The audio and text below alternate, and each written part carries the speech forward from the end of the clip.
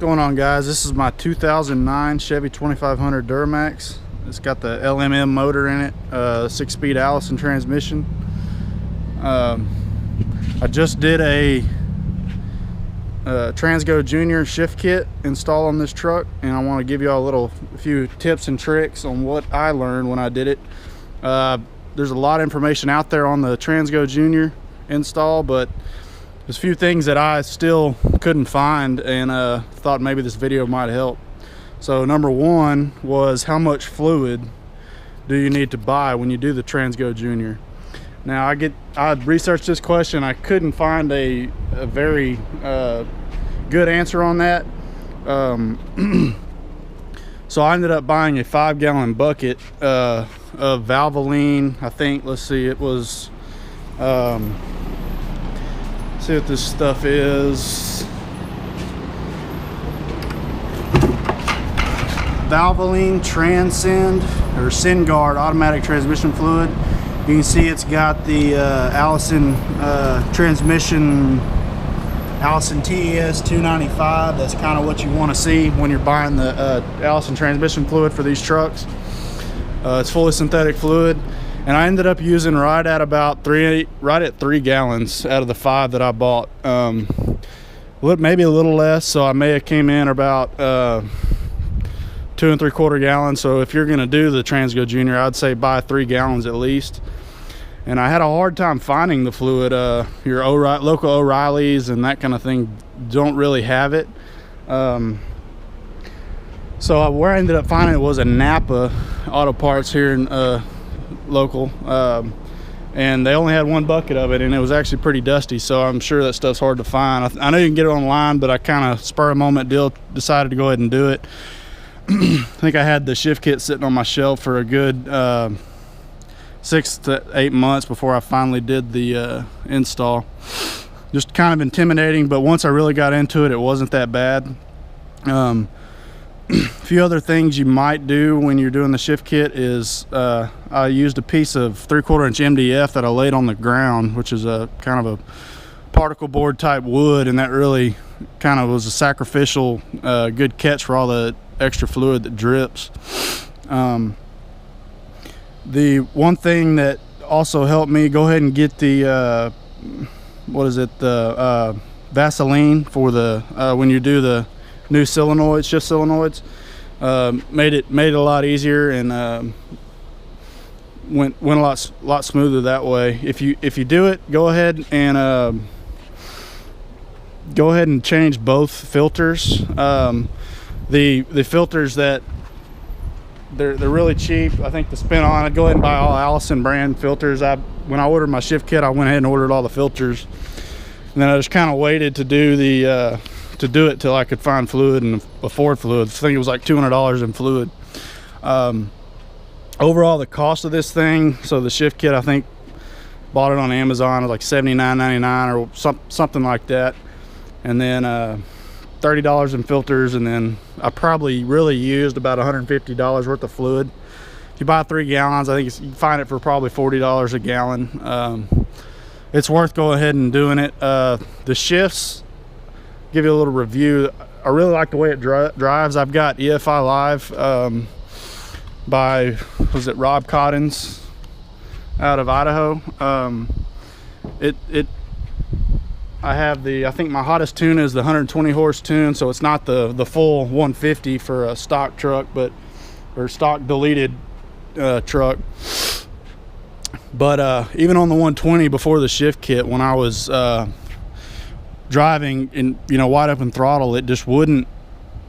I think it was either 2 to 3 or 3 to 4 shift, just didn't seem smooth, and it was kind of almost muddy. It didn't really have a good positive shift to it, so because of that, I always drove around on the 90 horse tune, which was a good tune, but the 120 just gives you that little extra. And now that with the TransGo Junior, I mean, it shifts perfect every time. It never misses a lick, and I feel a little more confident in the transmission running the hottest tune on my EFI Live.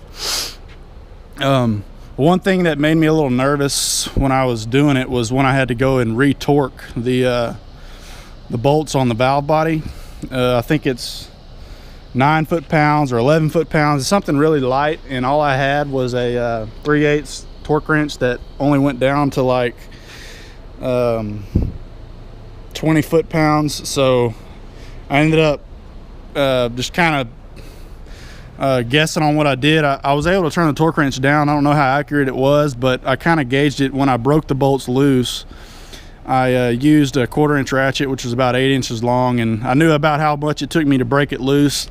So I kind of, once I torqued them down with my torque wrench, I guessed and broke one loose, and it kind of worked out, and it felt about the same. So when I was using that 3/8 ratchet, it didn't feel like I was getting them tight, but I really was. So another pointer I would have for you is to go ahead and buy a 1/4-inch drive, inch-pound torque wrench. Make a big difference. Let's see what else on the TransGo Junior. I mean, I was intimidated at first when I did it. It's really wasn't that bad. I took my time, and I think it only took me about 2 hours. It's doing the shift kit. I mean, really all the tools you need are just your basic garage tools. I had an impact, which kind of helped break a bunch of the bolts loose a lot quicker, but you don't even need that if you're really taking your time. Be careful with all the wires in the transmission. It's like I said, it's intimidating, but it's really not that bad, and it makes a huge difference, especially if you have a tuned truck. I towed this Toyota with the on a 16-foot lowboy trailer all the way to Colorado. I'm south of Houston, Texas, so it was about 1,000-mile trip one way, so round trip 2,000 miles. And with this truck, I was running my 60-horse heavy or light tow tune, and I think the hottest I ever saw the transmission get was about 186. So I don't know if the shift kit had anything to do with that, but I mean it really did. It pulled great, and didn't have any issues the whole way. A little more about this truck. It's a 2009. It's a 2500.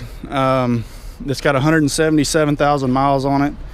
I bought it. It had about 120 on it when I bought the truck, and since then I've, like I said, put about do the math, 50,000 miles on it, and it's been a great truck. It's got 35-inch tires on it, 35 1250 20s on Moto Metal. I don't remember what these are, but they're easy to find. It's got a leveling kit, and then it's also got the NorCal tuck, which is where you tuck this fender in to prevent, so you can fit the bigger tires on just a leveling kit.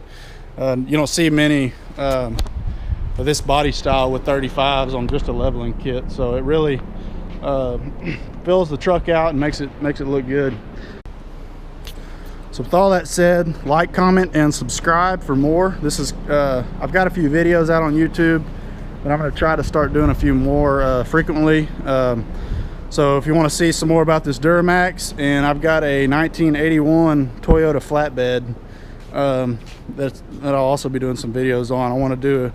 I built this truck, and I wasn't really into videoing much when I built this truck, but I did the whole truck myself. Like I said, it's got the 22R motor in it.